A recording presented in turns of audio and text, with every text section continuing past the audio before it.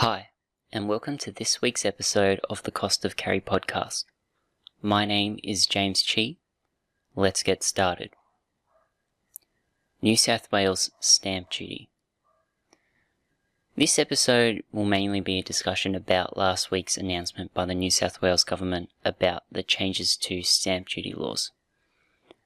Treasury has put forward this proposal in its budget, and the new model would mean stamp duty would be replaced with an annual land tax on new property transactions. If Canberra, in the ACT, which currently has this model as anything to go by, then this transition will essentially eliminate one of the main cost hurdles, apart from obviously the cost of the property, to the transaction. Now, each state and territory has their own form of stamp duty and concessions and methods of calculation. So, for example, first home buyers are one demographic that have their own concessions. But if you give the buyer choice and flexibility, then this in theory would aid the overall goal of driving revenue for the state, because the underlying transaction is made more incentivizing, since the upfront now is not as large as it used to be. And not to mention that there is a bit of a New South Wales deficit, and that there's also been money borrowed that needs to be repaid. So, there's definitely a reason for why it's here. But if we just take the isolated case of real estate and property as being the main focus of this discussion, then I think it should be pretty straightforward for us to at least discuss and evaluate certain perspectives on this issue. But interestingly, while this model could be said to nearly operate on a subscription basis, and what I mean by that is that there's an annual payment to the government. So say, for example, with your monthly Netflix or your Amazon Prime or whatever else, how that is, on a recurring basis. This model, I would say, gives a more consistent level of revenue in the event of a housing slump in the future. And, for the most part, stamp duty and land tax and things like that are the predominant sources of some of the predominant sources of state revenue.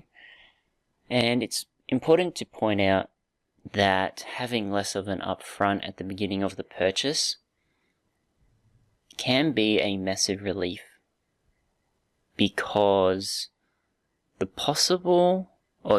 potential difference between the current amount one could expect for stamp duty and compared to the proposed amount, this difference and saving could then instead be used for a deposit or to create further equity in the property.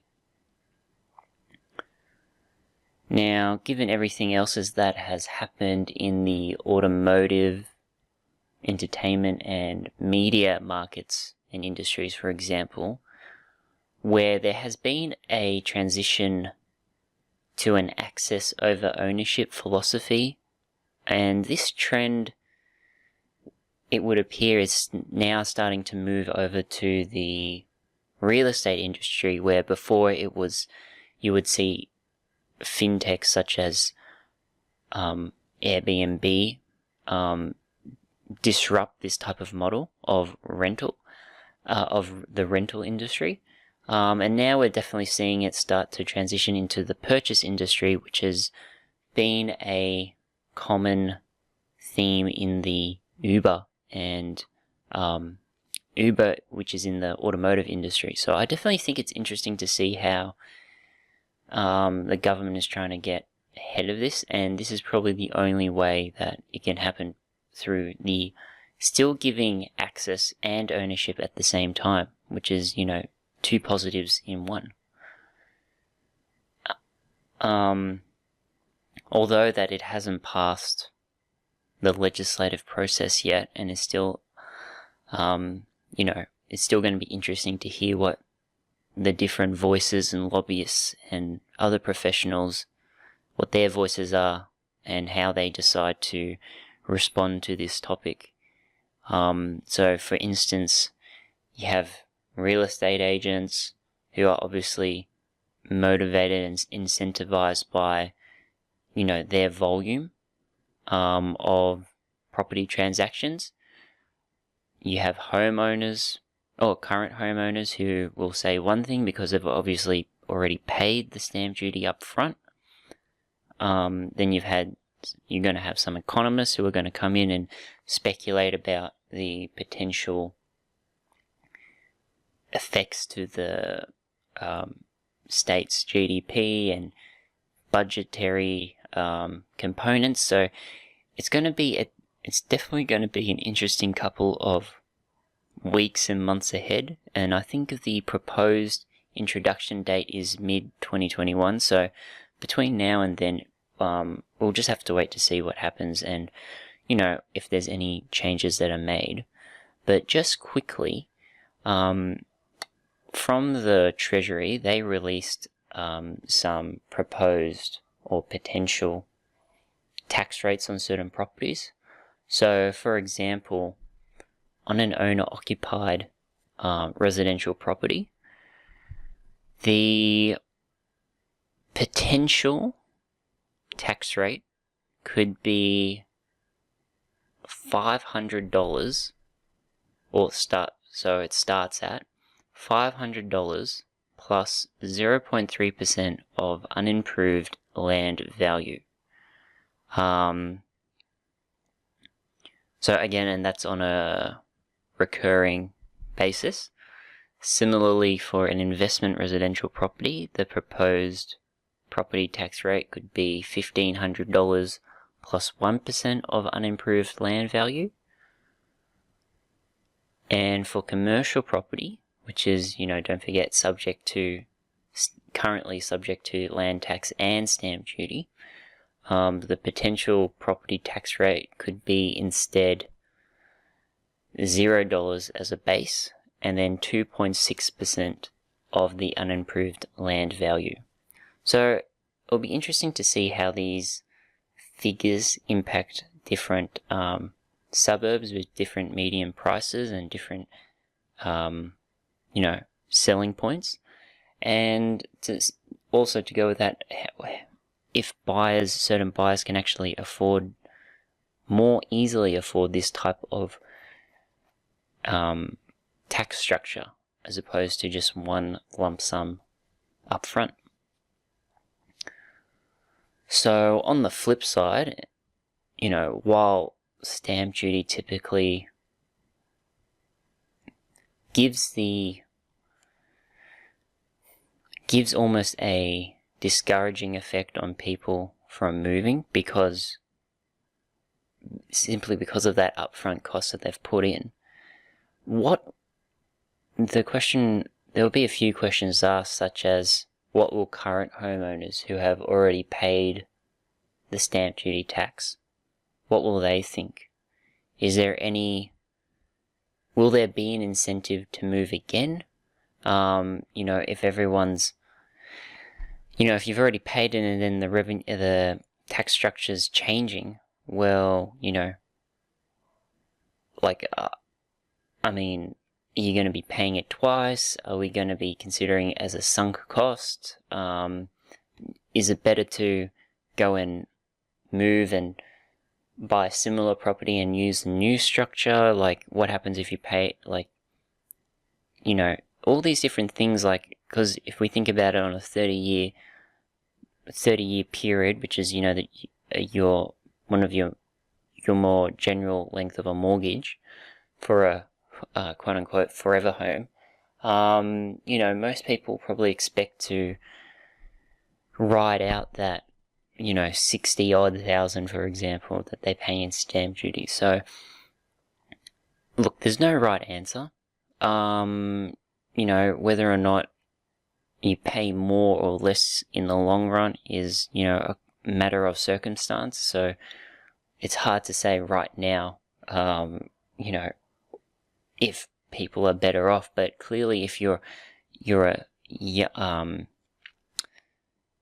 new home buyer, for example, or you're considering buying your first house, well then this could potentially help you get into that market. But at the same time, if we've got current homeowners who aren't willing to exit because to sell their home, because they've already paid that, well, we've got high demand with less supply. So it'll be interesting to see what happens. Maybe people will wait until the changes are put in place, so demand may reduce until mid next year. And to be fair, we're also heading into a 4 to 6 week holiday period for the property industry. And over this time, I expect a lot of buyers and sellers to be thinking about whether they actually want to pull the trigger on that purchase or want to spend the money and sell, all these different things. So I think, I think the best way to consider it is whatever keeps the most money in your pocket. There isn't, and don't take that as advice, because there isn't any set financial gain to be made. It's purely based on what suits you best, what suits your interests and your situation the best, what's most appropriate. I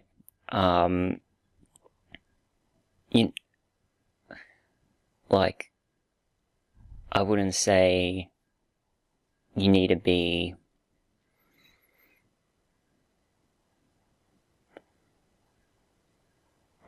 I wouldn't say you need to hold your breath or anything for things to come out and to change or anything like that. You just need to keep closely monitor the property market and listings and see what suits you. Maybe something that comes up, maybe there's a property that comes up well before and it's worth taking the current stamp duty situation before the new changes comes in. So I think it will be interesting to see how this affects